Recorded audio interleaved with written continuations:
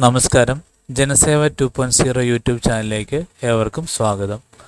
ആദ്യമായിട്ടാണ് നിങ്ങൾ ഈ ചാനൽ കാണുന്നതെങ്കിൽ സബ്സ്ക്രൈബ് ചെയ്യാനും ലൈക്ക് ചെയ്യാനും താഴെ കാണുന്ന ബെൽ ബട്ടൺ അമർത്താനും ശ്രദ്ധിക്കുമല്ലോ. ഉപരിപഠനത്തിന് വിദേശ സർവകലാശാല തിരഞ്ഞെടുക്കുമ്പോൾ ശ്രദ്ധിക്കേണ്ട കാര്യങ്ങൾ. ചേരാൻ ആഗ്രഹിക്കുന്ന പ്രോഗ്രാം ഏതെല്ലാം സർവകലാശാലയാണെന്ന് ലഭ്യമാകുമെന്ന് പരിശോധിക്കണം. സ്ഥാപനത്തിൻ്റെ നിലവാരം റാങ്കിങ് നോക്കിയറിയണം. QSD എന്നിവയാണ് പ്രധാന ഗ്ലോബൽ റാങ്കിങ്ങുകൾ.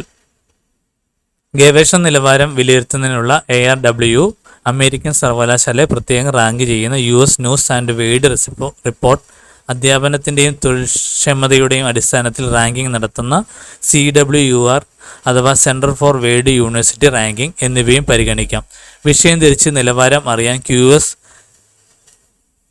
എന്നിവയിലുള്ള സബ്ജക്റ്റ് ബേസ്ഡ് റാങ്കിംഗ് പരിശോധിക്കാം. മുൻ വർഷങ്ങളിലെ പ്രവേശനം ലഭിച്ചവരുടെ പ്രൊഫൈലും നമ്മുടെ പ്രൊഫൈലും താരതമ്യം ചെയ്ത് പ്രവേശന സാധ്യതയുള്ള സർവകലാശാലയുടെ ലിസ്റ്റ് തയ്യാറാക്കണം.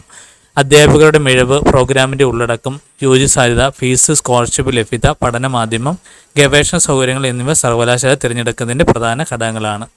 പോകുന്ന രാജ്യത്തിൻ്റെ സാമ്പത്തിക, സാംസ്കാരിക, സാമൂഹിക സാഹചര്യങ്ങൾ വിലയിരുത്തണം. ജീവിത ചെലവ്, സുരക്ഷിതത്വം, ജോലി, തുടർപഠന സാധ്യതകൾ എന്നിവയും മനസ്സിലാക്കണം. ചില രാജ്യങ്ങളിൽ പഠന ചെലവ് തുച്ഛമാക്കാം, ജീവിത ചെലവ് വളരെ കൂടുതലും. ഉദാഹരണം സ്വിറ്റ്സർലൻഡ്. തൊഴിൽ നിയമങ്ങൾ, പാർട്ട് ടൈം ജോലി സാധ്യത എന്നിവയും പ്രധാനം. പ്രവേശനത്തിലുള്ള അഭിരുചി പരീക്ഷകൾ, ഭാഷാ പരീക്ഷകൾ എന്നിവയെക്കുറിച്ച് മനസ്സിലാക്കി തയ്യാറെടുക്കണം. വിദ്യാർത്ഥി വിസയും പഠനാന്തര തൊഴിൽ അനുമതിയുമായി ബന്ധപ്പെട്ട നിയമങ്ങളും അറിഞ്ഞുവയ്ക്കണം.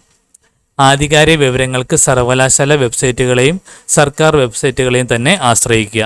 ഈ കാര്യങ്ങൾ എല്ലാവരിലേക്കും ഷെയർ ചെയ്യുക. ഇത് എല്ലാവർക്കും ഉപകാരപ്പെടട്ടെ.